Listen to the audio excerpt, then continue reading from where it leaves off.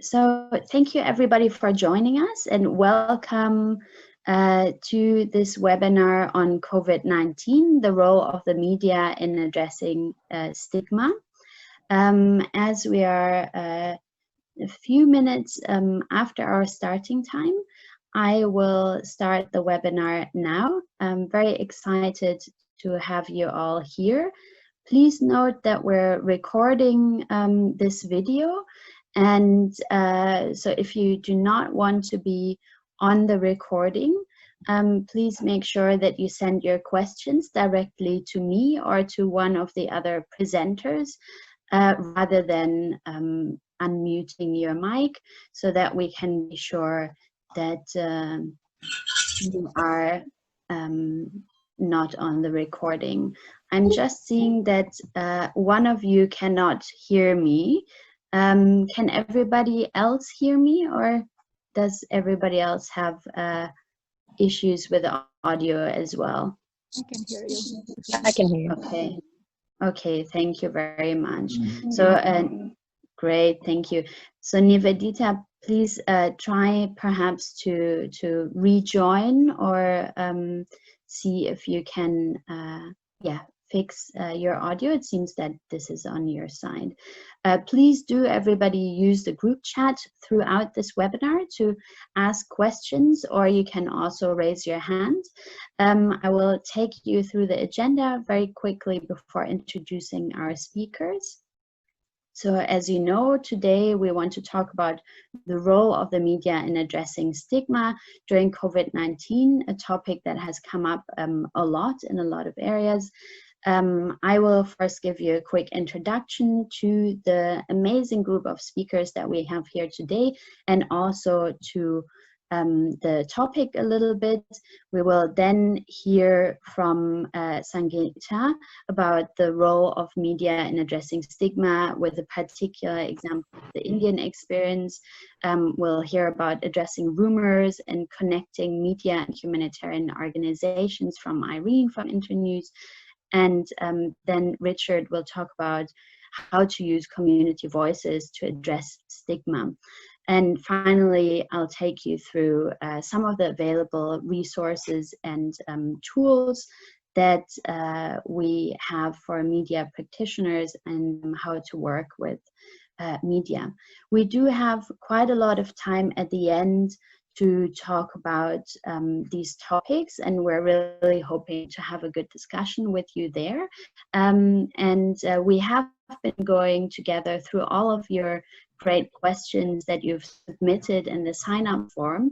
Of course, if you have questions that are kind of coming from in relation to the presentations, we welcome those, and we also have somebody on standby that I will introduce in a moment to help with the health questions. So let me first introduce the speakers, and they will switch on their camera and give you a little wave as I introduce them, to make sure you know who's talking today and whose voices you're hearing. Our first speaker will be Sangeeta Barua Pisharoti. She is working for the news website The Wire as the national affairs editor, and is also an author based in New Delhi. She has worked for The Wire since 2015, and previously was the deputy editor at The Hindu for about 14 years, and has been also working in the news agency, the United News of India.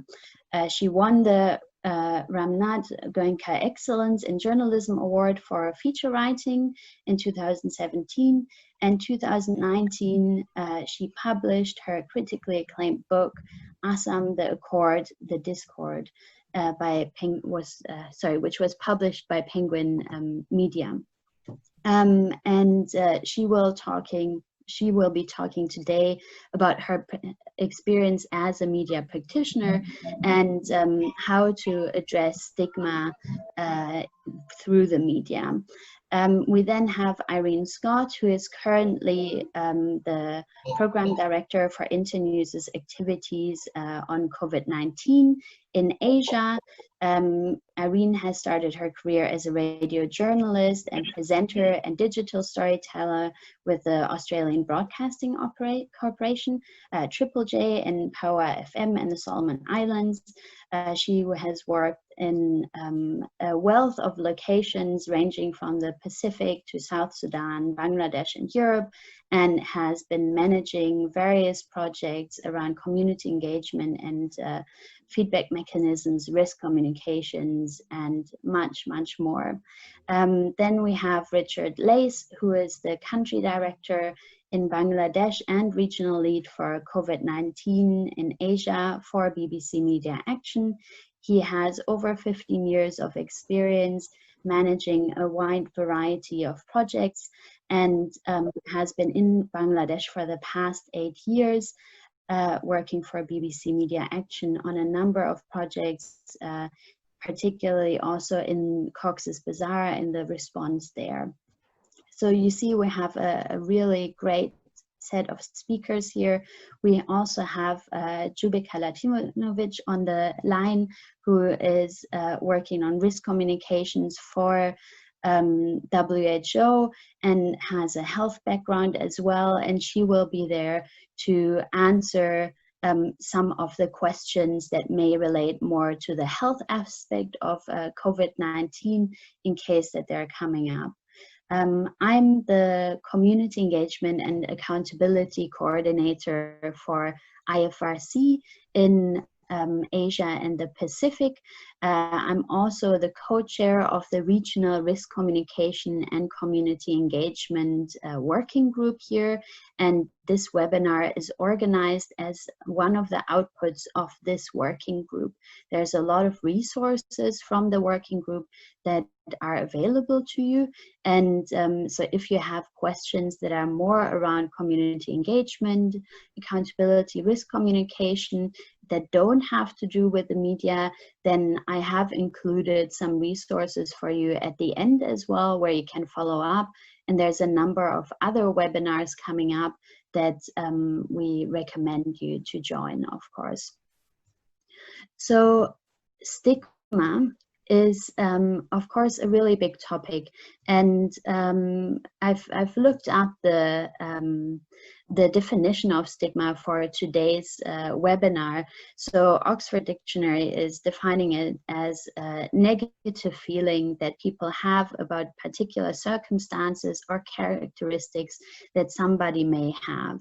Now, what does that have to do with COVID-19? Well, as part of our work in the region, we've been doing a lot of perception surveys to find out how people perceive COVID-19, what kind of knowledge gaps there might be, but also to understand stigma a little bit more. And so we asked a quite open question of whether people think that a specific group is responsible for spreading COVID-19 amongst their community. And we found that slightly over half of people think that either a specific group is a little bit responsible or is a lot responsible for spreading COVID-19. So this comes at the moment from mainly 3 countries, from Myanmar, from Malaysia and Indonesia, this data. And you can see that almost half of people think that somebody else is responsible or a specific group is responsible for spreading COVID-19. This, of course, means that the question of stigma is a very relevant one because people put blame on others for the advance of the disease. Now, who do people think is responsible for this spread? I'm going to show you the preliminary findings that we have from Malaysia, and you can see here that there's a number of words coming up. So one of the groups that people think are responsible is people who are not abiding by the government rules and by the standard operating procedure that the government has put in place. There are still a lot of people who think that China or Chinese people are responsible for the spread of COVID-19. You can see the word Wuhan and China is coming up quite largely. There's also a great number of people who think that foreigners are responsible for the spread of COVID-19. And there we have two groups in Malaysia. So one is the group of tourists that are coming in and that are seen to be spreading the disease, and some are the migrant workers. So both of them are seen as responsible for spreading the disease. But you also can see some people put the blame on younger people who are not abiding by rules, people who are not wearing masks, etc. So we're really looking forward to digging into this data more, and we'll share with you also the results. The reason that stigma is so important is that, of course, when we stigmatize a certain group, they might be less likely to go to healthcare facilities, and that means they will present to healthcare facilities when the disease is already in a quite late stage, which on the one hand means that it will be much harder to treat, but also it means that they might have infected quite a number of other people. And that is why stigmatizing one group will have an impact on the whole of the community and all of the public. These are just some short insights for you to kind of get the discussion started.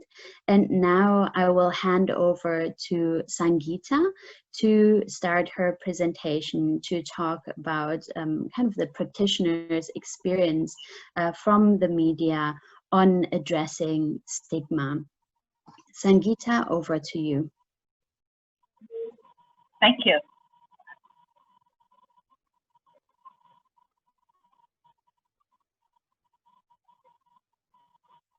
I'm just trying to share my screen.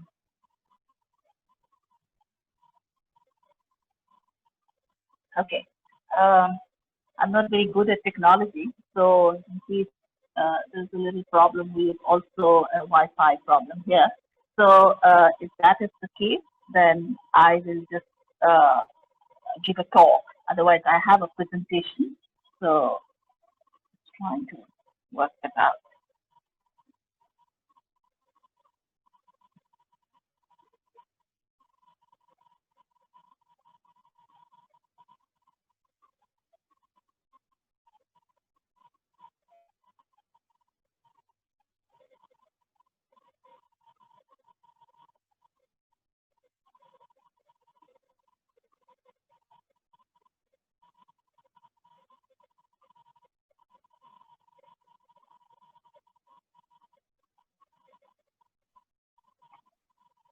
Okay, I know if it happens, I do that. I'll share the screen, but I just don't want to waste too much of time. So just getting down to talking, I have to.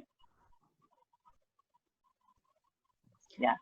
No problem. Please go ahead, and we will share the slides of everybody at the end. Talk about because it's about 10-12 minutes. So I'll just get down to as you explained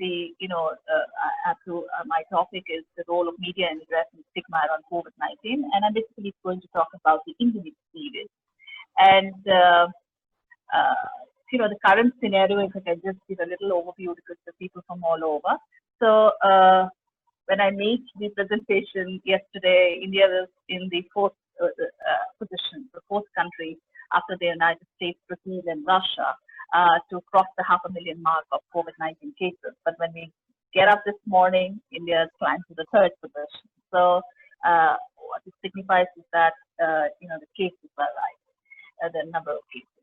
Now, and while India crossed the mark of over 20,000 cases per day early this week, current recovery rate is nearly 60%, or a little below 60%. And the national capital, Delhi, has so far the highest number of cases. So if I can just quickly put together the major steps that's taken by the government to contain the spread of the disease. Though there were so many cases, and they've been hearing about it since January, but the government took action only from the first week of March. So initially, India's response was restricted to curbs on travel from countries reporting a large number of cases, and say China, Japan, Iran, South Korea, Italy. And then gradually we heard certain steps were taken. Say from 26th March onwards, all international commercial flights were suspended, and the last-minute travelers till March 21st were seen at the airport, and for symptoms like high temperature, dry cough, etc. And travel details may noted down. We have a lot of stories in the media also about the chaos that is created in the various airports. But prior to that, on the 19th of March, the Prime Minister Narendra Modi, he addressed the nation and announced a one-day Janata Curfew, which is like a day-long lockdown across the country. So, in a way, it was preparing the people for a longer period of lockdown. And then finally, and that was on March 22nd, the same day the international flights were suspended. So, and again on the 23rd night, he came on television again and then announced the 21-day national lockdown, stating that it was required to break the chain of infection. But till then, the national numbers of deaths were only 12, and the cases reported were only 564, the entire country. And several states were free of COVID-free till then. But most considered the state as, basically time taken by the government to ready the health infrastructure, basically procurement of personal protection kits, testing laboratories, quarantine centers, the work. And India's healthcare is not in the best of shape, so it needed certain steps to be taken at that moment. But the immediate fallout that we saw of the national lockdown, where Prime Minister announced this lockdown just 4 hours before it was to start, and at 8 p.m. So with strict police action, and so many traveling to other parts of the country, say for work, for leisure, for medical reasons, to study, etc., they found themselves stuck suddenly in different places. And again, the extension, the lockdown was extended till May 17th. So with that subsequent extension, they continued to remain in those places away from home. And some state governments had to electronically transfer money to some such people. A couple of states did that.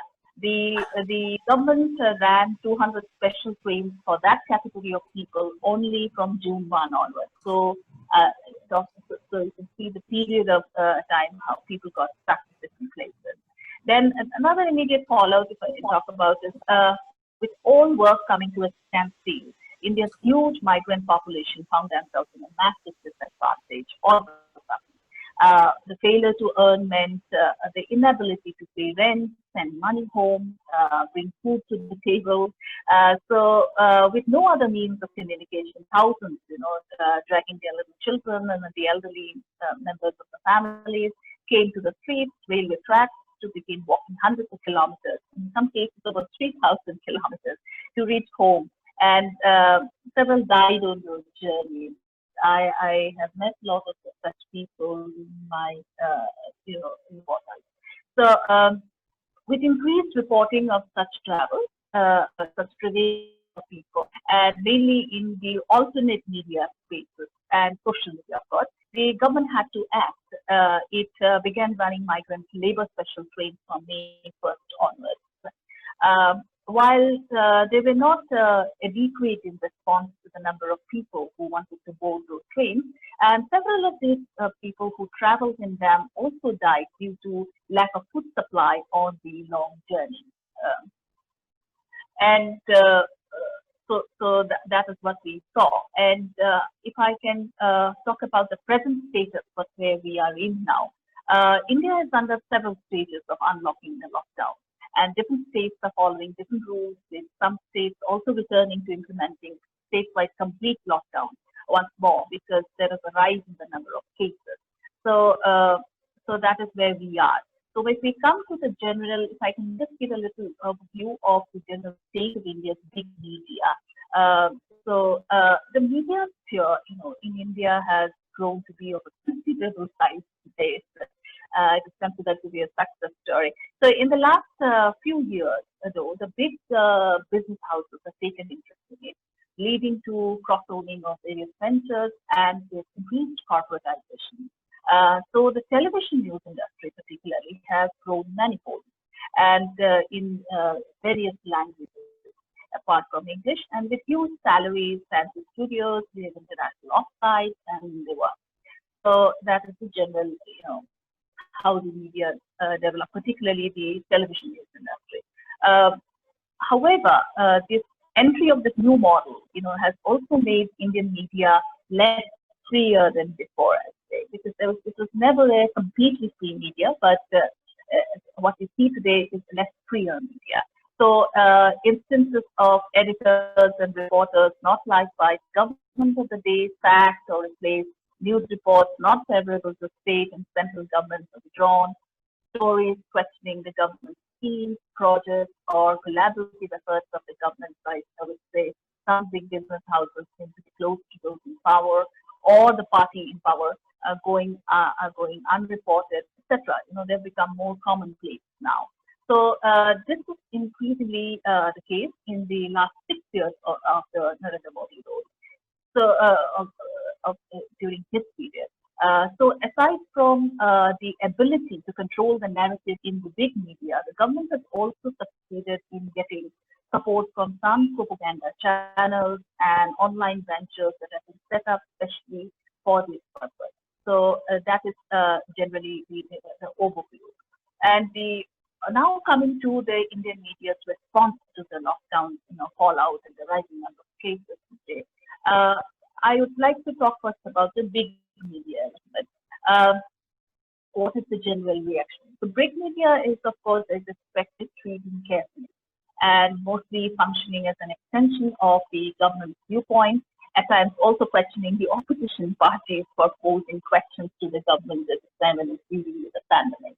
So this is the general kind of a trend we are seeing now.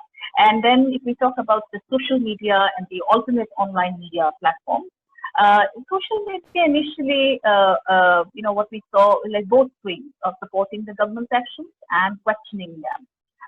But this questioning part dropped drastically because punitive actions under the India's Information Technology Act and other sections of the Indian Penal Code began to be taken against those questioning the government's actions in regard to COVID-19.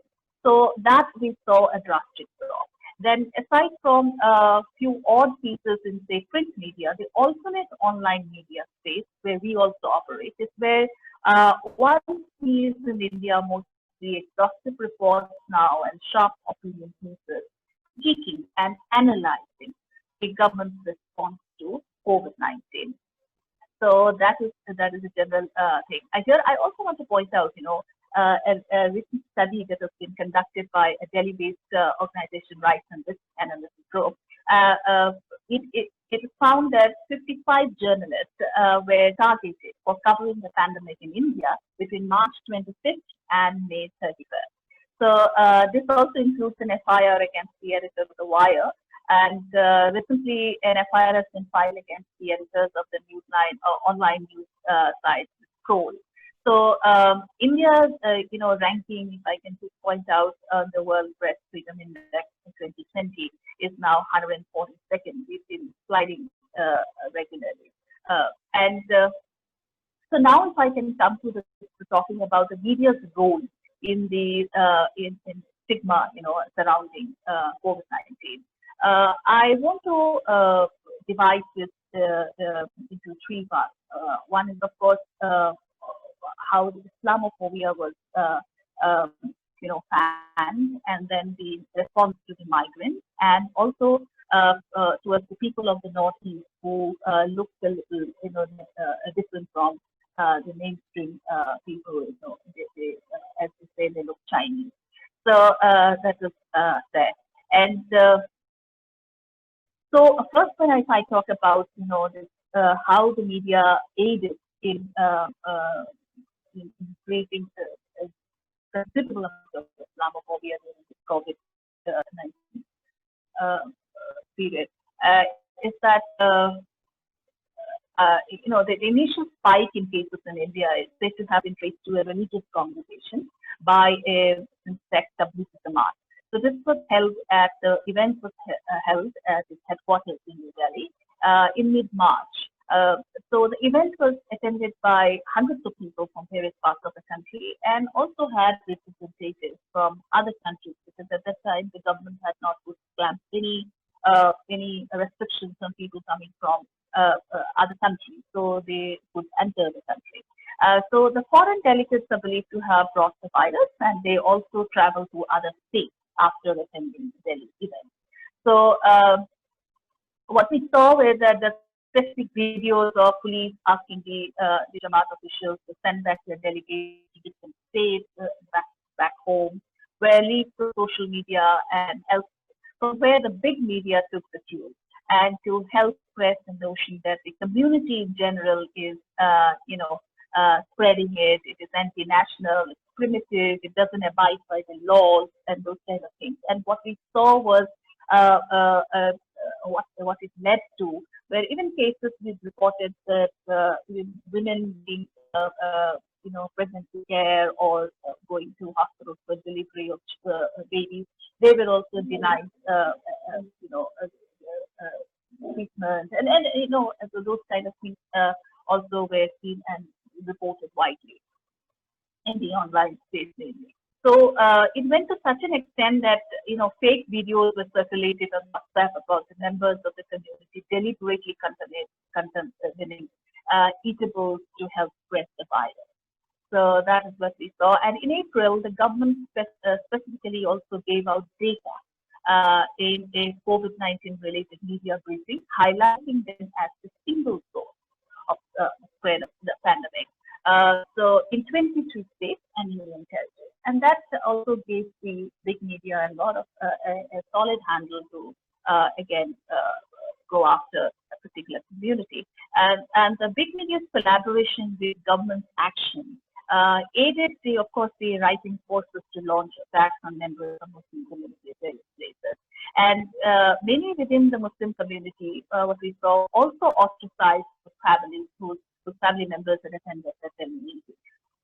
And media also helped coin words like Corona Jihad at that time. And it gave space to ruling party members to air their communal statements in this regard. And so those things we saw at the time. And then let's come to the migrant issue, how it's handled. What we saw, the big media also helped creating the opinion among the middle class that the migrants are actually spreading the virus. And because the pro-government TV news channels are there, and then they continuously question the migrants embarking on this long walk home. They were accusing them of not maintaining social distancing and helping with spreading the virus.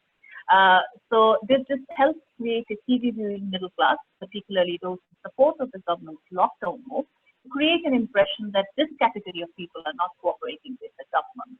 And the support of the media helps police also take massive action against such people.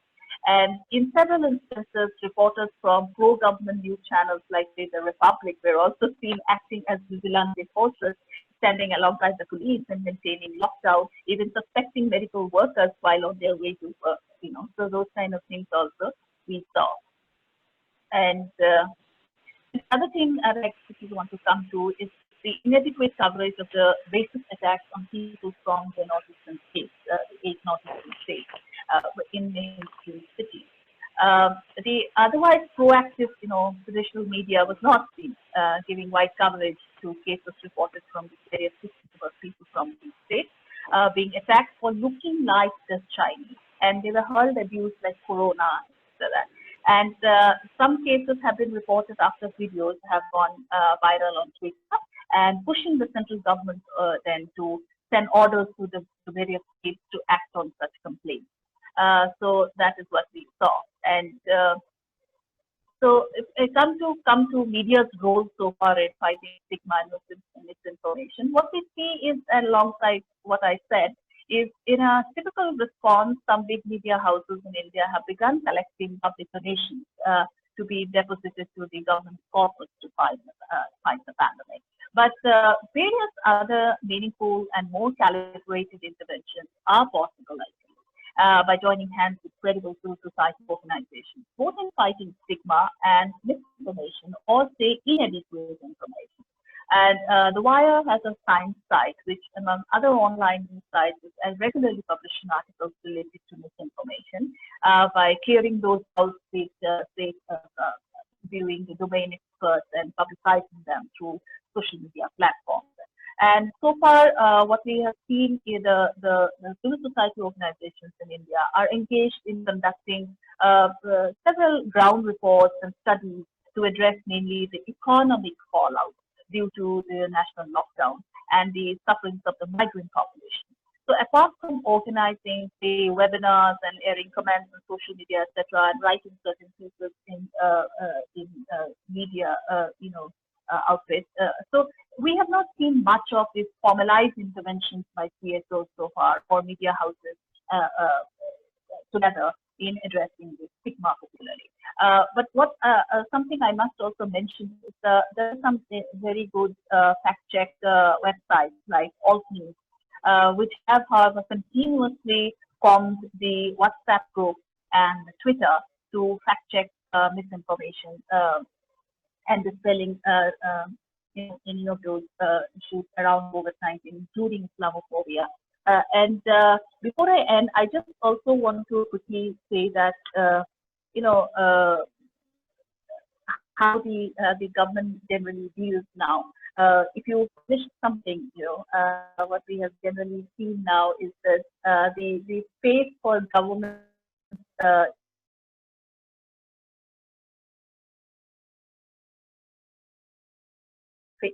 fake news. So there's a huge difference between government denial and what is fake news. And we've also seen government doing now the Press Information Bureau starting a fact-check wing, and they have a Twitter handle also. But most stories or whatever circulated is that we see on Twitter on their on its handle is that they actually could have done the denial. So it's not that things have not happened or the different versions to it, but that is all turned as fake news. So these are kind of things that we have seen. So I don't want to take much of time. And so if there are more specific questions to these that I have pointed out, we can deal with them in the question and answer session. Great, thank you very much, Sangeeta, for that interesting talk. And we will have hopefully still time to discuss questions at the end after the other two presentations. So please, for everybody, keep your questions or share them in the chat box, and we'll collect them. And of course, we have all of your questions, as I said, that you shared with us while you signed up, and the presenters will answer quite a few of them already in their presentations, but we will also address some in the Q&A at the end.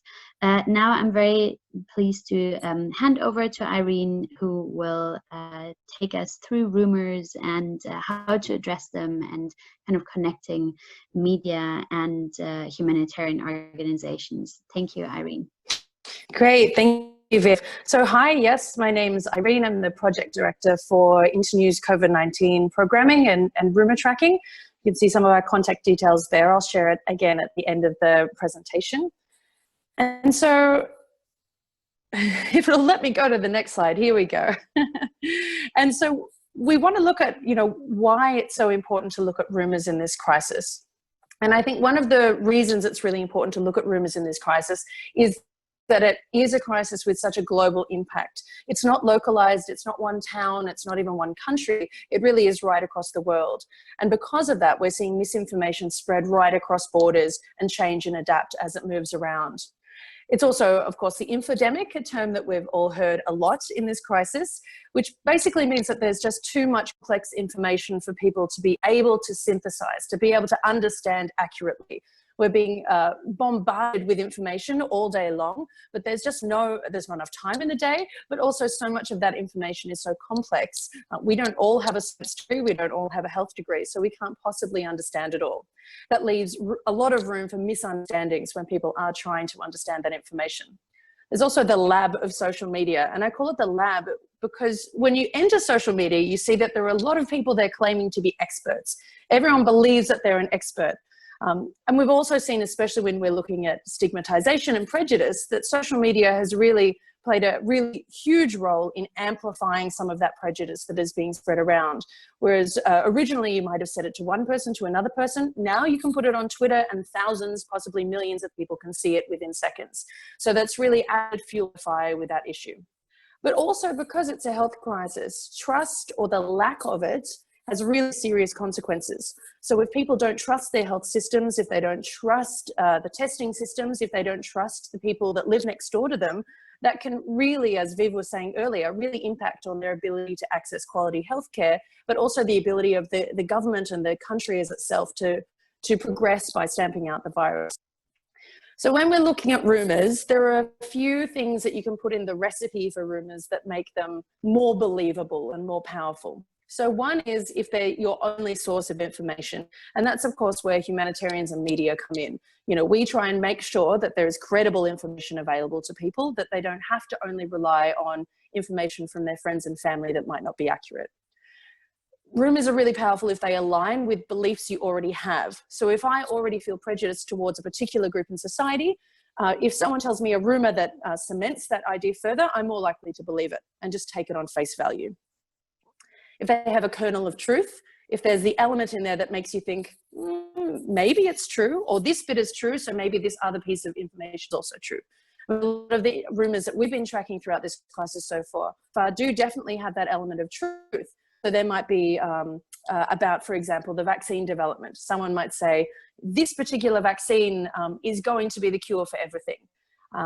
You know, maybe that vaccine is in development, so that of the rumour might be true, but the part about it being approved and ready for use and ready to roll out is not so much true. If conditions are difficult or distressing, I think we can all agree, no matter where we are in the world at the moment, we all have difficult and distressing times. And when there's a motivation to accept the rumour. So if that rumour means that I might get better access to healthcare, or I might get better something, or if I might have, for example, a hope that a vaccine is being developed, that's a motivation for me to believe a rumour that one has been developed. And of course, they cause a strong emotional reaction. So anger, fear, distrust, something that really gets us riled up, we're more likely to believe that information, because once again, it plays into that difficult and distressing times and we're very on edge. Okay. And if they're told to us by someone that we trust, that's also a really important element. So if someone that in our family that we trust and we generally think gives good information, we're more likely to believe that rumour. But also for a media outlet, if a media outlet is trustworthy, we're more likely to believe their reporting. But, you know, delving into the psychology of rumours is really important. So we're going to go one step further as to why humans are ultimately quite flawed creatures, and why it's really interesting to understand why we believe things that aren't true. So one theory is this theory of group polarization, where a group, think of you and your friends, for example, when a group begins to uniformly have an idea about a topic or an opinion about a topic, and therefore it influences other people in the group. So if all of my friends think that one band is really cool, I'm unlikely to go into that group of friends and say, oh, actually, I don't think it's cool. Because, you know, we start to believe that if we all have similar beliefs in other things, we should also have similar beliefs in that. Information cascades are a really important thing, especially in this crisis. Basically, that's the concept that the more times you see that falsehood repeated, the more likely you are to think that it's true. Social media is huge on this. So if I've seen it repeated on social media hundreds of times, even dozens of times, I'm more likely to think, okay, if so many people are sharing this information, maybe it is true, rather than seeing one lone wolf post the information, for example. And facts, of course, and unfortunately, aren't enough in this crisis. I mean, it's the bread and butter of journalists' work to deal in facts. But unfortunately, because of some of these psychological factors, it's really just not enough to be able to change minds.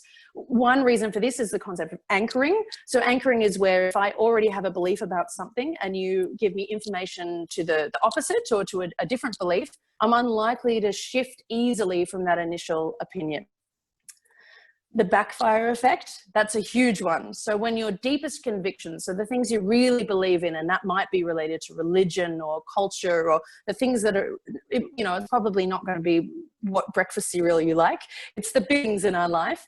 But when those things are challenged by evidence that is contradictory, you're not the same, your beliefs can sometimes get stronger in the original one. So it can actually backfire. So sometimes when you present facts to someone, they might actually double down on the opinion they already had. If you think, for example, of some climate change deniers, when you give them information about global warming from the vast amounts of information available to the scientific community, they double down. And they also sometimes might lead towards confirmation bias. And that just basically means when we're looking for information, we subconsciously look for information that backs up what we already believe. So, you know, if we believe in, once again, if we're talking about climate change, we only look for information that shows that climate change isn't real, or we only look for information that shows it is real. This is this idea of post-truth that sometimes is talked about, where beliefs or my feeling about something might be more important to me than actual facts.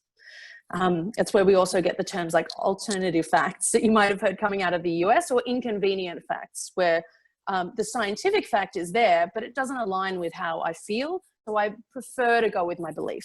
You know, once again, humans are ultimately flawed. So unfortunately, this is what we're dealing with.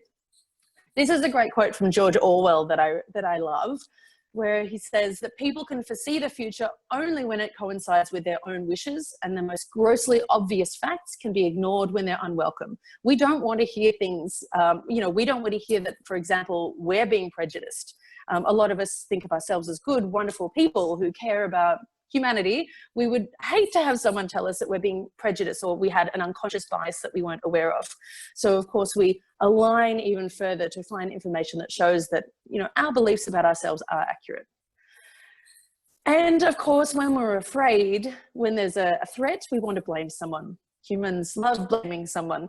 So we've seen rumours in this crisis have inflamed existing prejudice. So if we have some communities that already had some anti-Chinese sentiment or a history of anti-Chinese sentiment, or if there are vulnerable groups, for example, that already were being stigmatized within the community, perhaps that is migrants or foreigners, minority groups, as we were hearing earlier from Viv, some of the groups that are being blamed for this crisis.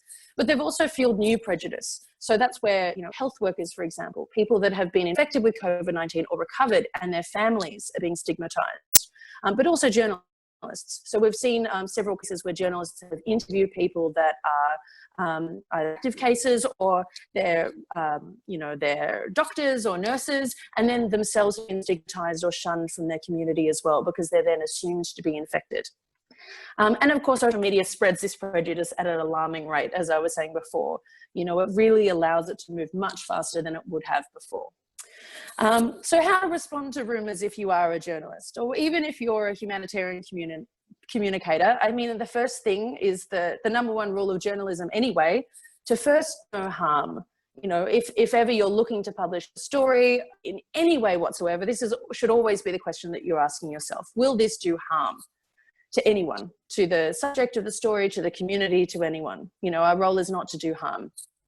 But when you're responding, there are a few things that I wanted to go through as suggestions. So one is, of course, building trust. You know, as I said earlier, the science shows that people are more likely to listen and respond to information favorably if they trust the source.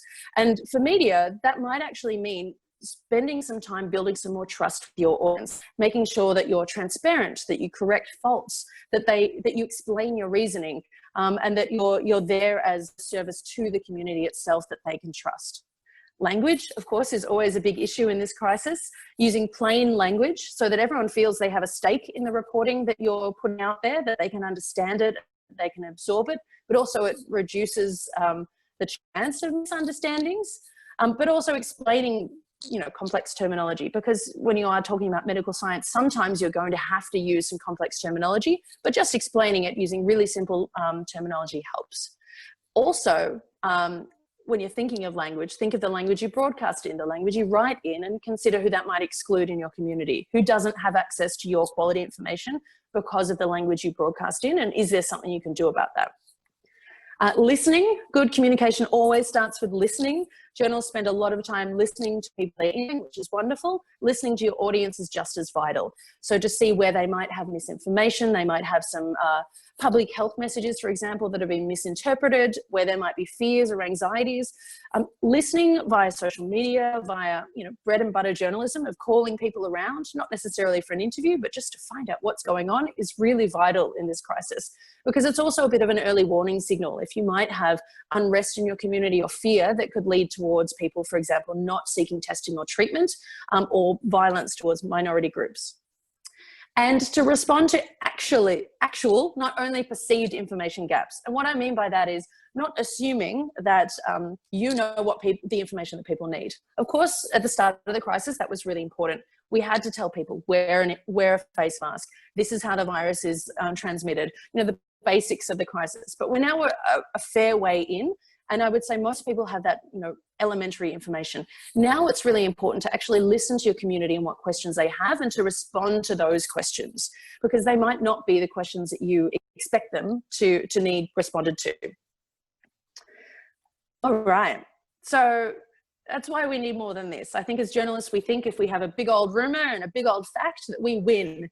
Unfortunately, because of the psychology around rumours, it just doesn't work. Also, it does mean that sometimes we miss people's actual concern in the rush to get facts to people and you know, spray information at people rather than finding out what they need first and responding to that. Some other tips are to always give localized advice. This might seem obvious to local media, but make sure the information you're giving actually makes sense in your context.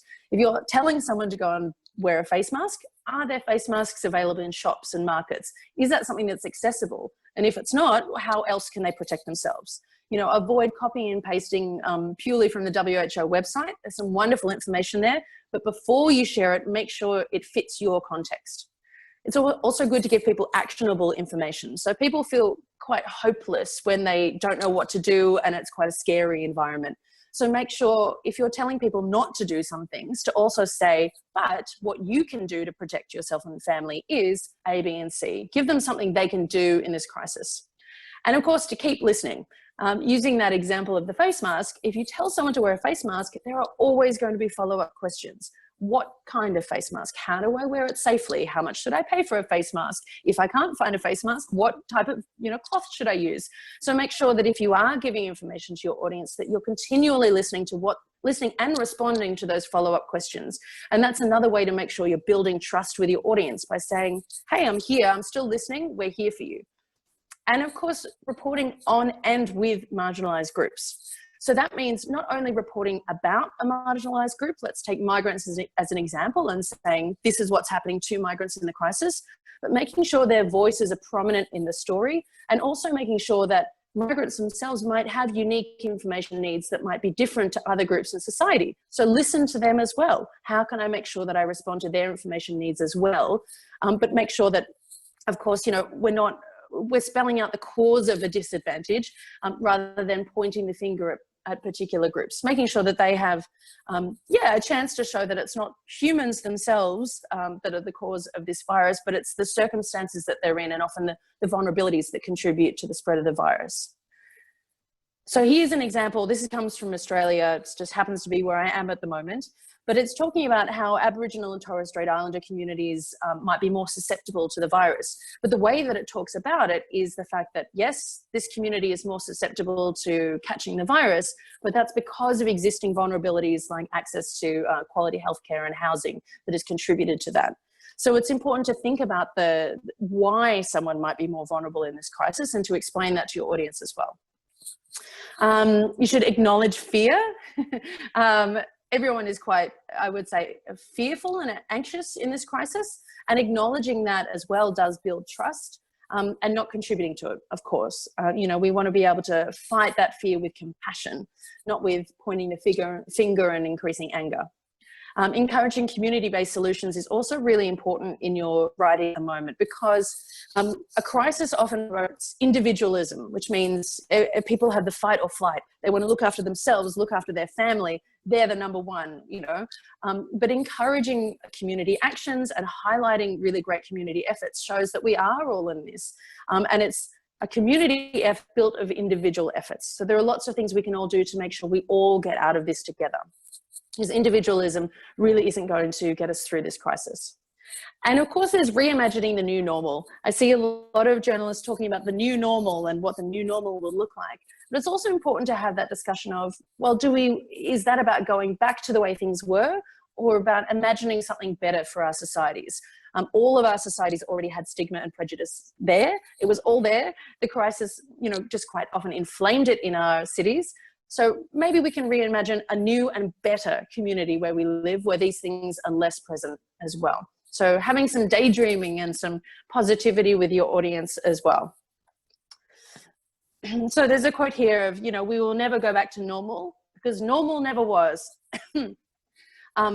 Here Sonia is saying that we're given the opportunity to stitch a new garment, one that fits all of humanity and nature. And this might seem very big and lofty, but as a journalist, you really do have a strong role to guide the discussion and to support your community to have these bigger discussions about how can we have a society where we have fewer marginalized groups that are, you know, at greater risk often in crises like this. And of course, because we have a number of humanitarians also on this call, I wanted to quickly address how humanitarians can also better work with the media. Quite often humanitarian organizations and UN agencies and NGOs, all these kinds of wonderful organizations, see the media as an adversary sometimes, or they see it as a place where they can send one public service announcement and be done with it, or have one interview and be done with it. It's not often seen as a genuine ongoing partnership. So some of my tips to humanitarian organizations that are working with media would be to move beyond messaging.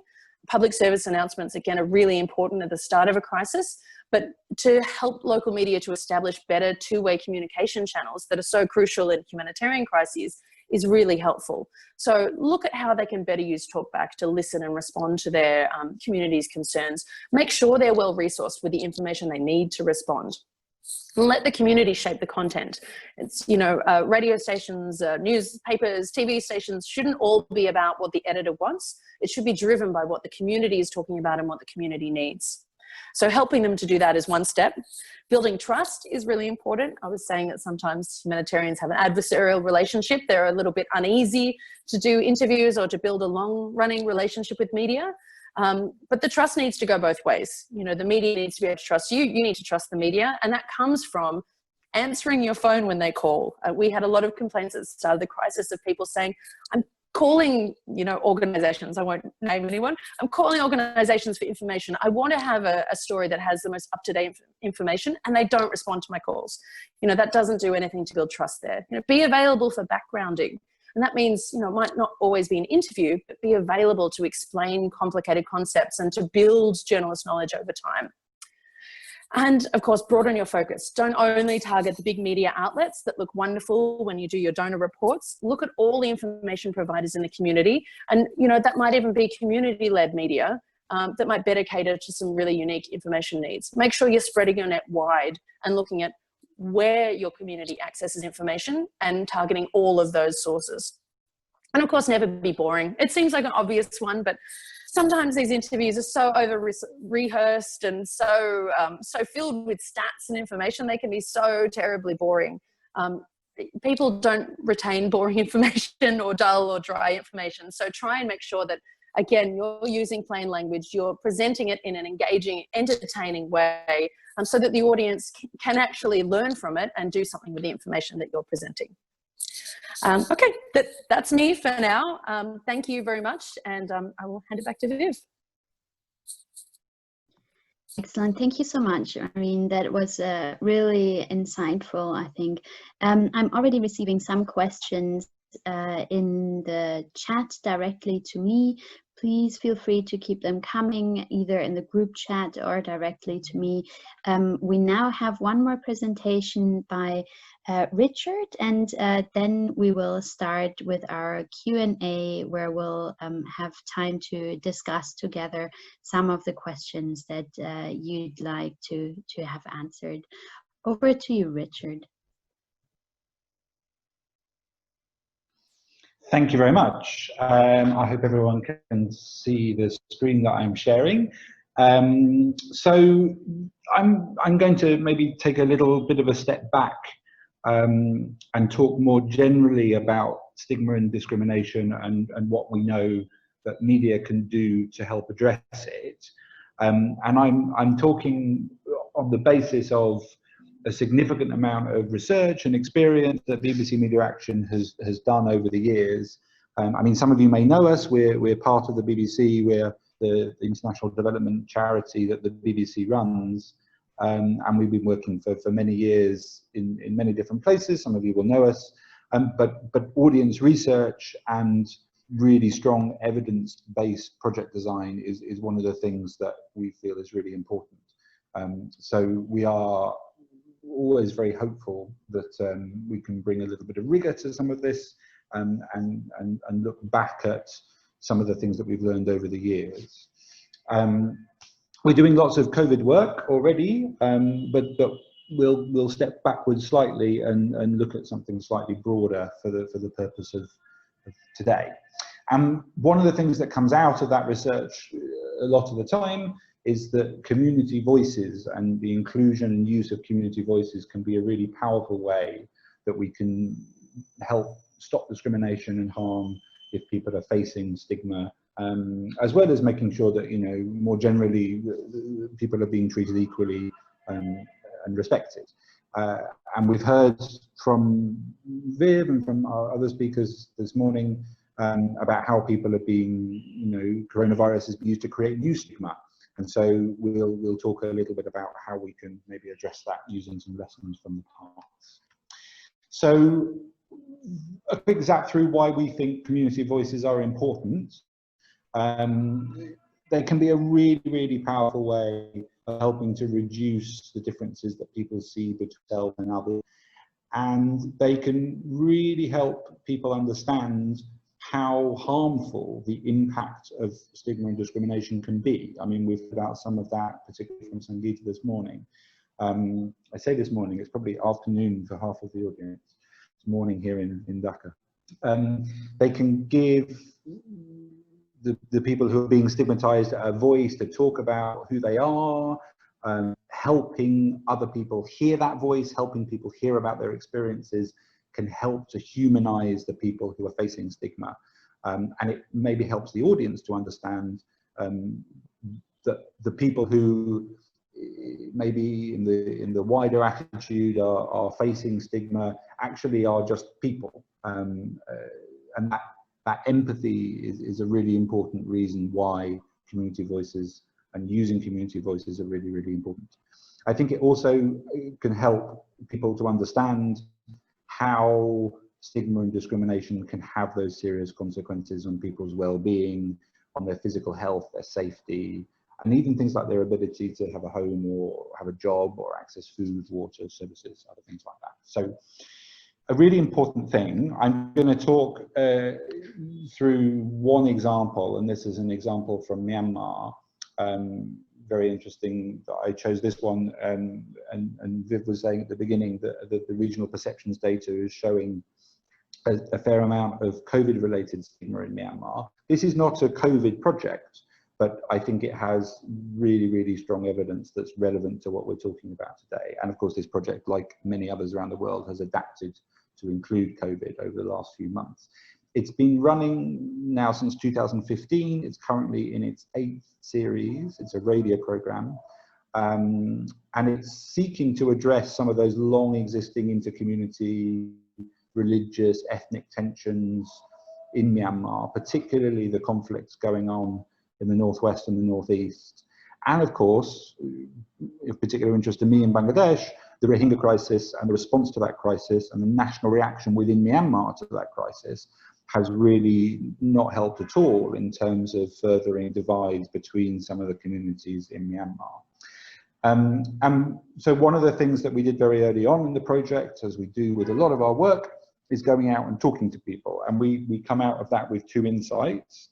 The insight that, you know, whoever they are, people have a common set of concerns about the future, about money and about family. But then when we dig in, we find that people are living, and we described it as side by side, but not together. And that there were some quite deeply entrenched negative attitudes within society.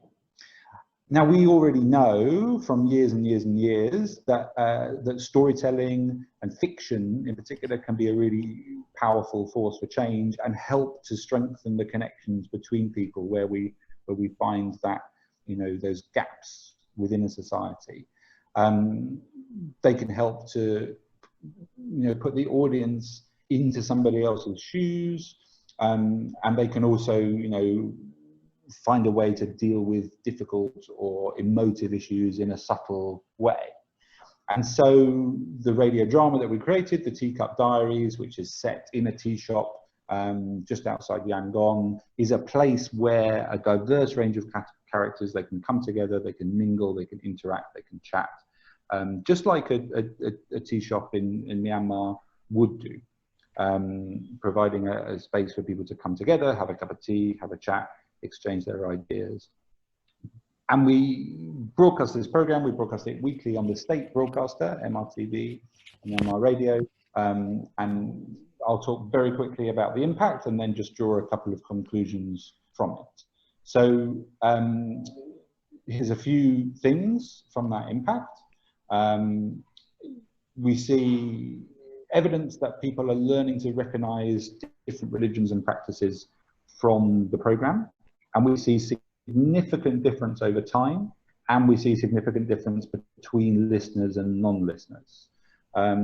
So, for example, we found that the people who listened to the program were 1.5 times more likely to be able to correctly talk about different religions and the different practices that link to different religions, which is a big shift for Myanmar. We also saw strong changes in attitude. We saw increases in, and this is what the graph is showing on the screen, that people feeling that it was more acceptable to be friends with somebody or to work with somebody who was from a different religion to them. Particularly in terms of the relationship between the Buddhist community and the Muslim community, we found some really strong, shifts there. But one of the key insights, and we see this all over the world, is that the biggest changes were among people who were most emotionally engaged in the program. The more emotionally engaged people were, the more likely they were to report more accepting attitudes having listened to it. Those who were most emotionally engaged, they were twice as likely as people who hadn't listened to the program to report that they would marry or be friends with someone from a different religion or ethnicity. So really, really key that, you know, the point I'm coming towards is that links what Irene was saying, that this is not just a knowledge, this is not just firing information in order to counter a negative attitude or a misperception or a rumor. This is very much about emotional engagement and about human elements of what we need to do as media professionals.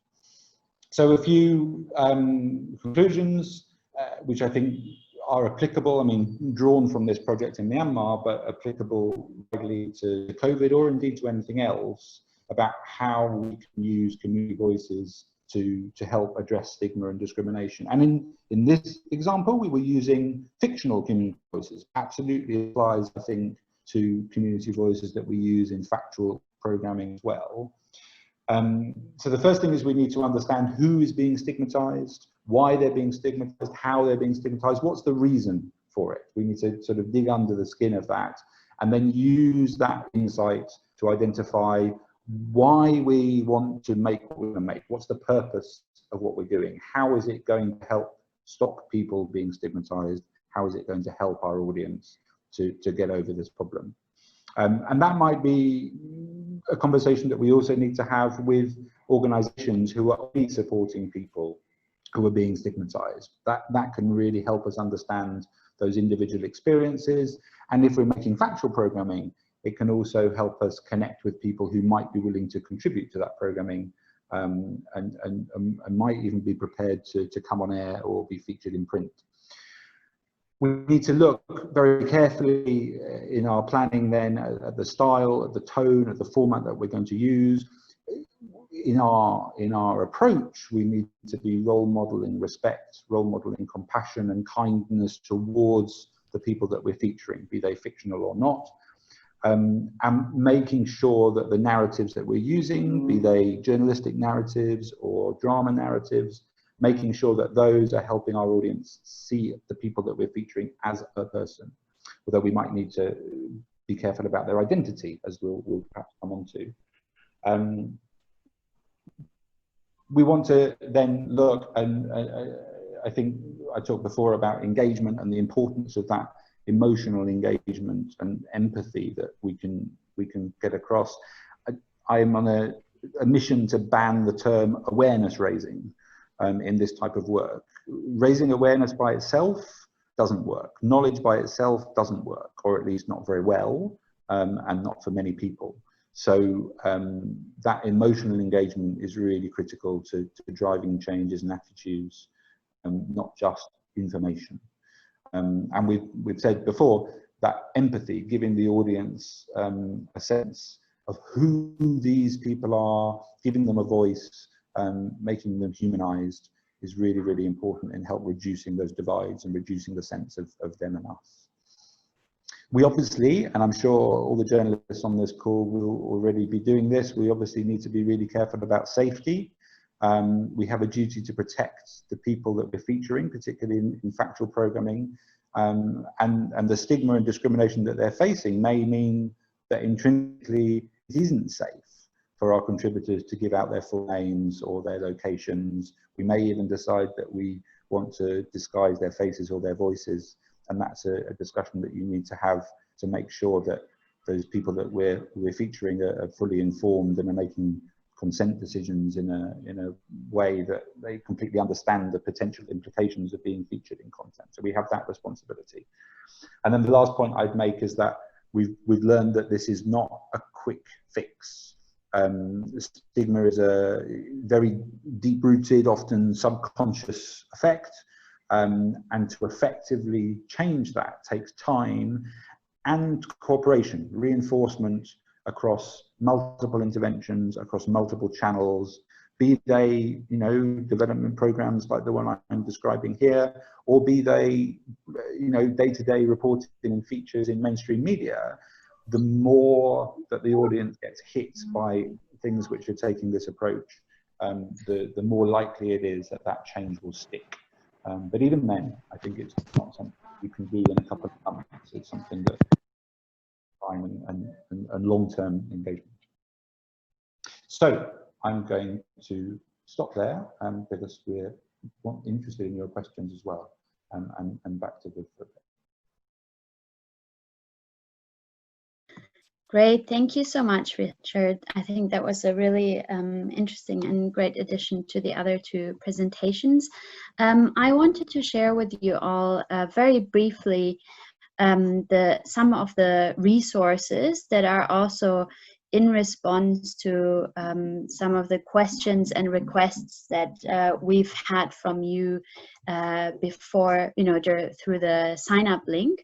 So the next slide that you should see here, there's a number of guidances available, and if you've seen those guidances before and have questions about them, there are people from most of these organizations on the call, so feel free to ask them about it.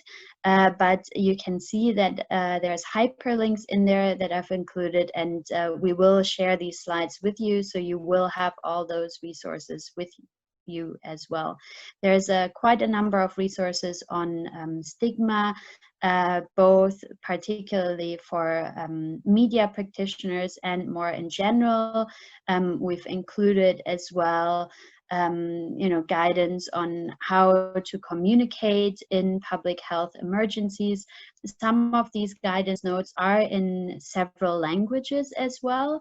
And at the bottom, you see that there's the Asia Pacific Risk Communication and Community Engagement Resources, which is a Google Drive where you can add your own resources, but where you can also access resources in quite a large number of languages.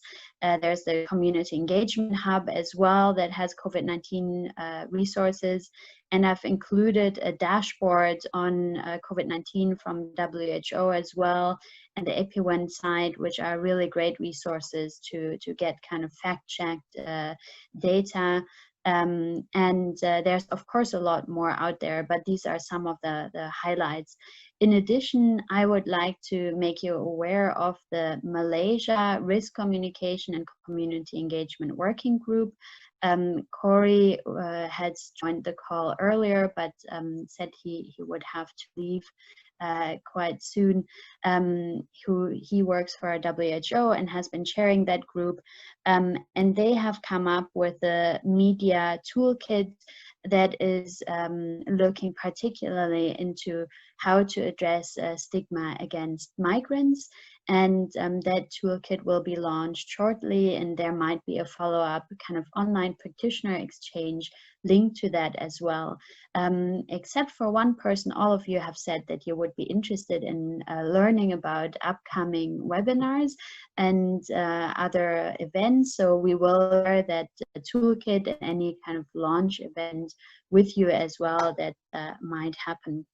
We're now in the last kind of 16 minutes of our webinar. So we have been going through your questions that you sent before, and I think quite a lot of them have been answered already. There were 3 questions that kind of addressed some key topics that you were asking about that we wanted to discuss here. And there's also been another question, or another few questions actually, through the chat box. So for instance, there was an additional question on how to deal with influencers that might have an incorrect perception of COVID-19 and that are using their power to share kind of this wrong information. Like, what should we do is the question. Shall we just ignore those people that are spreading rumors and hope that they disappear, or should we address, should we address that? What about, that giving them more exposure by talking about that? I think that's a very interesting question that I'll hand to Irene. And then we have the other questions, which are about youth. So how can media practitioners speak to youth about COVID-19? Another very interesting question on how to include marginalized voices in reporting without stigmatizing them further and while keeping them safe. Richard has already mentioned that a little bit, but I think we can unpack it even more. And then finally, what the media can do to make sure that people that are in remote areas are well informed about stigma and about COVID-19 as well, of course. So I think I'll hand the first question to Irene, which is the one on how to deal with influencers that are possibly spreading incorrect information about COVID-19, and what should we do with that? Thank you.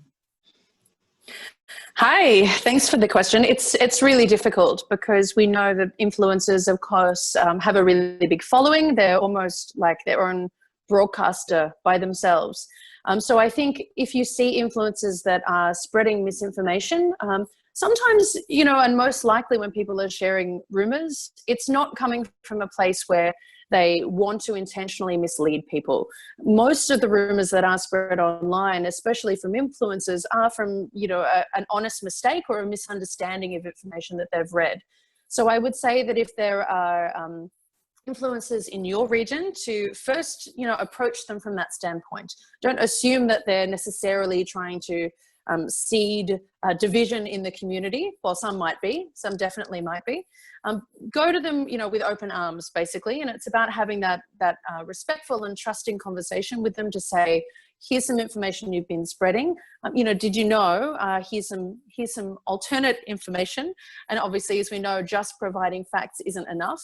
But you need to be able to build up that trusting relationship and to show that you respect that person as well. You know, purely going at them on social media or, you know, attacking them in your stories won't necessarily give you the outcome that you're looking for. As we were talking about earlier with the psychology of rumors, people are much more likely to double down on their belief if they feel attacked or threatened. So go to them with open arms, go to them offline and try and find a way that you can give them some accurate information, and then say to them, look, you have a wonderful role in society. A lot of people listen to what you have to say. We want to help you be the most informed that you can be, so that you can be a part of this public health solution, and that you can help us get out of this as soon as possible, because that's in everyone's best interests. That's what I would say about that. Great, thank you, Irene. So let's move to the first question here. How do we as media practitioners engage with youth or communicate with youth about COVID-19? And that's an open question to the presenters. Who would like to take that on?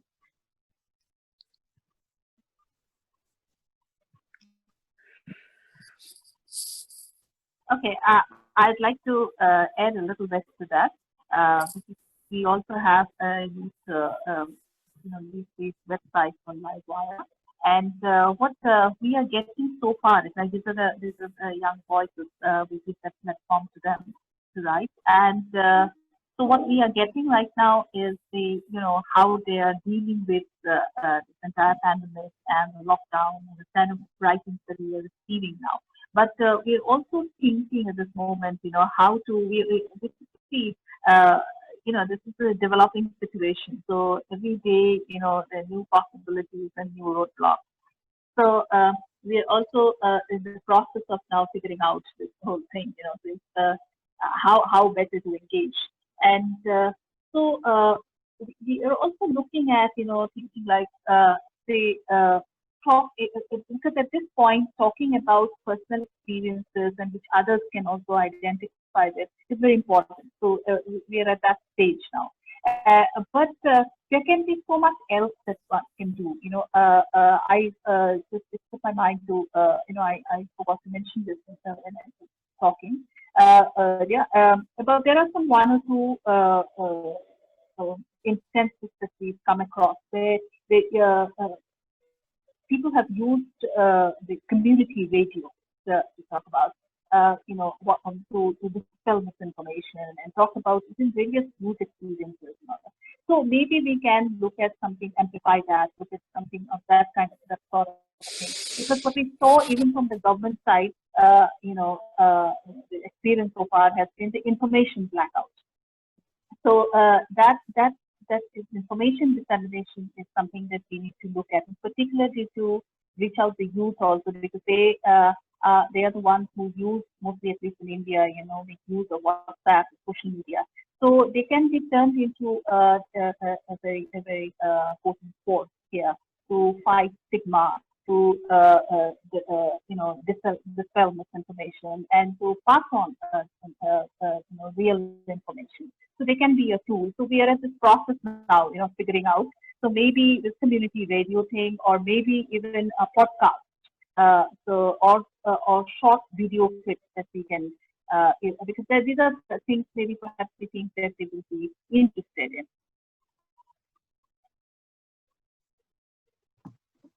Thank you, Sangeeta. A very good point that, yes, we need to include youth. They can be a force for good in also addressing this.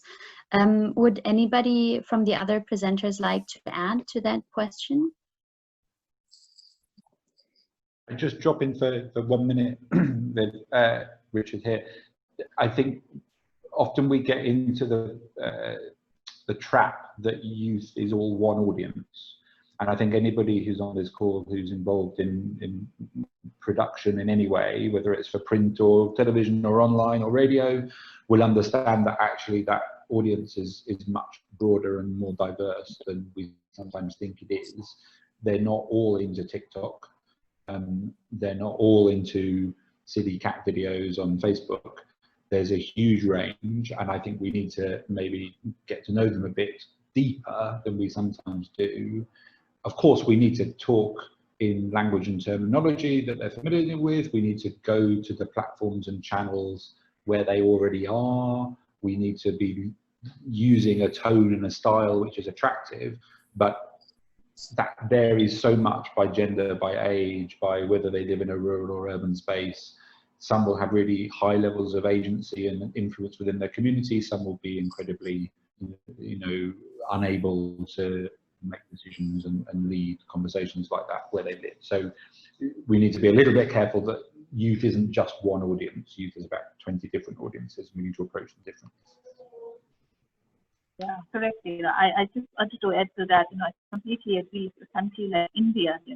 There is one diversity, economic diversity, social classes, and so a single model will certainly not work. Yes, absolutely. Thank you both. Because of the constraints of the time, I'm going to move us to the second question, which is a very big question indeed, about how to include marginalized voices into reporting without stigmatizing them further and while keeping them safe. Who would like to start answering that rather big and very important question? Shall I have a crack, or? Please go ahead.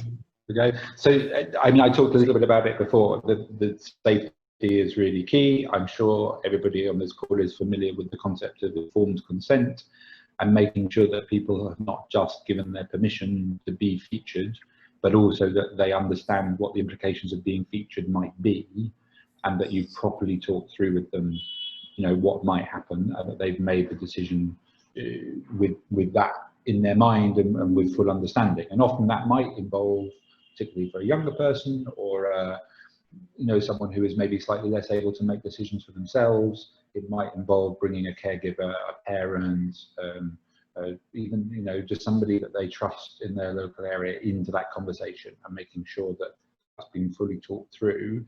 I think there's other things that you can do. I mean, I talked about being respectful in your approach and how we engage people in a non-extractive way. I think language, Irene talked about that, is also really important. It can be really easy to slip into language that inadvertently blames other people or leads to stigma or makes it worse. So I think that in our wider reporting, not just when we're engaging a marginalised audience, they're much more likely to want to talk to us if our tone and our language and what we've done before has been respectful towards people like them, whoever they are. And the last thing I might say on that is, it's maybe we might want to look at some positives as well. I mean, it's easy to dwell on the negatives, and for marginalised voices to maybe be equated with suffering or, oh, it's so difficult, it's so difficult. We have a tendency sometimes to use fear, to use hysteria, to use shock tactics, because they can be effective in raising awareness. But we need to be really, really careful that that negative approach also can result in stigma and make marginalised groups even more marginalised than they already are. So those are the things I'd be thinking about. Great, thank you, Richard. Would any of the other presenters like to add to that? I just wanted to add a very short, 20-second add-on, and once again, this is something that was addressed a little bit in my presentation as well, is to remember that these marginalized voices, they're people that you're reporting on, but also reporting with. So not to consider them as an other when you're doing your reporting. They're also part of your audience quite often. So to think about not only about how do I want to talk about their situation and about the stigma they might be experiencing in this crisis, but also finding out what information do they actually need to feel a part of this crisis and play a part in their own recovery as well. And that information might be different to what other people in your audience need. We did some research, for example, in Thailand around the information needs of migrant workers that were in Thailand after the border closure. You know, we went into that research assuming that the migrant communities would want information about COVID-19 in their own languages. And of course they did. But what they wanted even more was information about their labour rights, about accessing sick pay, about accessing new jobs if they had lost their jobs. So you have to remember that you can't assume the information that your audience needs, that it's just really important, again, just to talk to them and listen to them and find out what they need so that you can meet that. I agree with Irene, you know, and I just quickly want to add, you know, in Indian media with these people you saw, but also with this whole thing about Islamophobia going on, we also saw certain photographs being, you know, people, such people, you know, their photographs were also flashed on TV channels and all, which I think it shouldn't have happened. So those things have happened, and also about the information. You know, most of the reportage that we saw in the great migrant crisis that happened in India was also on the reporting, but not giving them adequate information. They might do this the poorest lot, you know, the lowest rung of the society, and many of them actually walked a long time and to reach a certain state border, but they were stopped there. So they had to come back all the way there. So those, what I was thinking was that, you know, there's so little information that they have, you know, that has also triggered the panic and to leave wherever the space where they were and starting into the road. Thank you, Sangeeta, and Richard and Irene. We have one more question that comes from the kind of registration form, which is, what can media do to make sure that they include people in remote areas? And you know, that was both in terms of stigma and addressing stigma, but also you know, COVID-19. Would any of you have any kind of practical tips on how to do that?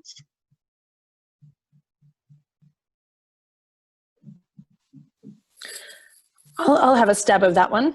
Okay, so I think when you're looking at communities in remote areas, it's important to look at how they're already accessing information.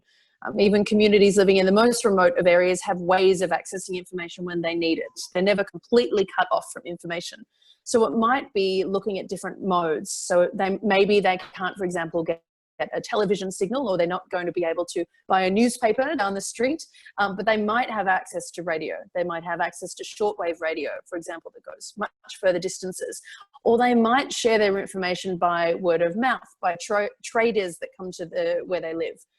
You know, so it's important to understand that information ecosystem as your starting point. How are they already accessing and sharing important information, and how can I support the systems that already exist? It's unlikely that there are no systems whatsoever. If you do find that those communities are really struggling to access COVID-19 information, then you could look at doing something which I've seen some radio stations around the world doing in a crisis. For example, setting up a small radio in a box where you're able to broadcast to a small amount of area. It's a temporary radio station, and you're broadcasting to meet the community's information needs for that particular area. So that could be broadcasting, or that could be even, you know, putting a big speaker on the back of a motorbike or on the back of a push bike and playing useful information to the community as well out of that speaker. Utilizing things like, you know, the existing megaphones that are often present in a lot of remote communities. It might be on a mosque, it might be on a community or town hall, but there are ways that communities, even in the most remote of areas, already share information. So I would say first look at how you can strengthen those systems, and then look to what other systems might be possible. Thanks, Irene. Sangeeta, I see that you unmuted yourself. Would you like to add? Yeah, so I just, you know, I agree what you're saying. No, but this is where we need to we need the, perhaps the help from the civil society organizations, the local organizations, and where there can be some sort of collaboration too with the houses in this aspect. Just reaching, making sure that the information reaches to the last person. As she rightly pointed out, identifying the information ecosystem is very important. So therein, again, I'll just go back to what this community radio thing, or maybe a WhatsApp group, because WhatsApp is a very popular medium in India. So even in a lot of remote areas. So that these kind of things I think can happen, but in collaboration with local civil society organizations, and that's where I think that CSOs can play a big role there. Thank you. So we had one more question through the chat box, but at this time I just wanted to also open the floor and once more ask if there's any other questions from participants today. And please feel free to use the hand raise function or unmute yourself if you aren't able to use the chat, or use the chat box if there's any questions.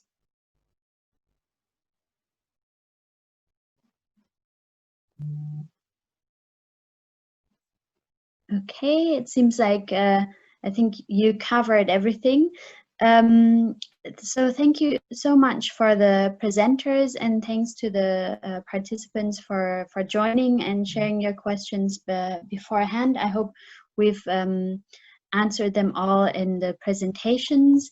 We will share the PowerPoint with everybody, and as I said, that includes the resources, etc. We have the details of the speakers as well for you, and I've included the co-chairs of the regional RCCE working group as well, if you want to connect in terms of community engagement and risk communication. And so thank you all. We will share the presentation and the recording with you via email. And if there's any further questions, feel free to get in touch directly with us. We're out of time now, so I will finish this session at this point. And thank you again to the speakers and to everybody who joined us today. Have a great rest of the week. Thank you. Thank you, Vivian. Thank you, everyone.